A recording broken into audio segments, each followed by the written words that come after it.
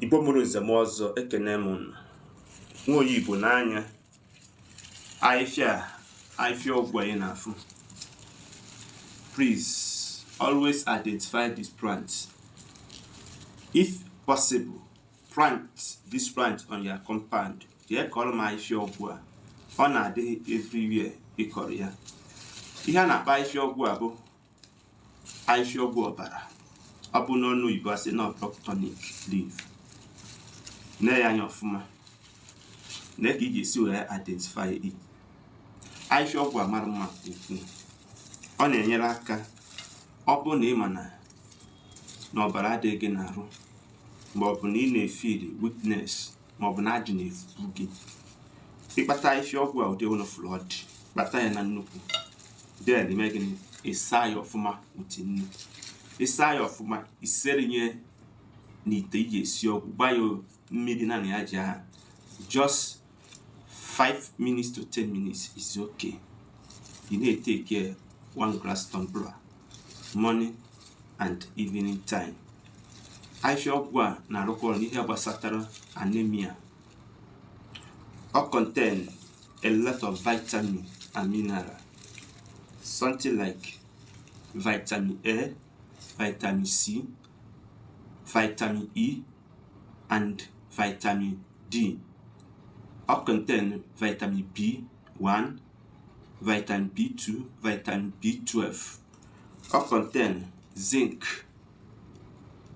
potassium, then calcium n'onwe and iron. Ya bụ ahịfịa ọgwụ amara ezigbote mma. Ọ bụ na egorogoro imere ya bụ ihe. Ọ dịkwa mma na nwaanyị nọ na menstruation to refresh your menstruation, and also ọ dịkwa mma na nwaanyị dị ime. Yes, you got that. So on this note, I want to practicalize here on the language needed to understand.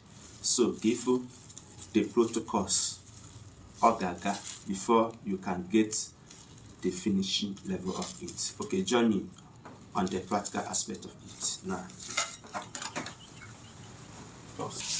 So this is a practical session. Whereby the situation of work. Upon you with them, ahịfịa ọgwụ a na-akpọ ọgwụ ọbara. Then entire middle. You will do west side of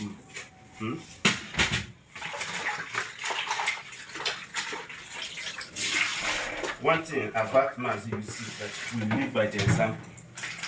Okay, try to share this video. This video might not helpful to you, but when the video just on in.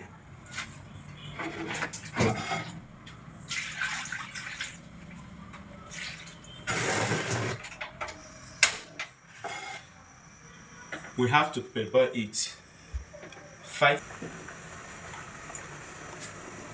So, ụmụnna ka anyị nene ọgwụ isi. Wow. So, we shifter it. Ayazaya.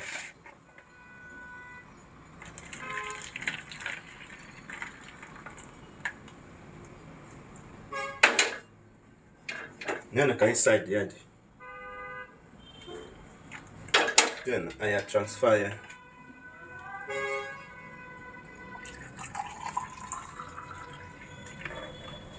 I'm going for you. So,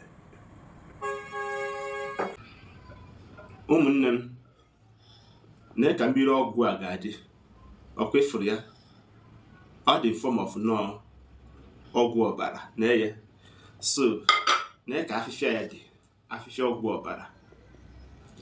Jee kpatara ya. Mee na ntụziaka m. Ọ ga-agazi. Ka unu fụ na na-aṅụkwa ya aṅụ. You need to take 1 glass tumbler in the morning and last in the evening. Ọ na-enyere aka to increase the blood circulation and also to boost ọbara gị ka o ruo the normal percentage e need n'arụ mmadụ.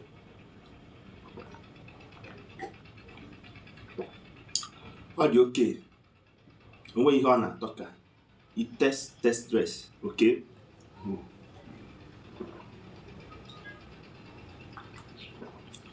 Nyere aka tụsa ihe ozi a. Thank you all. Bye for now.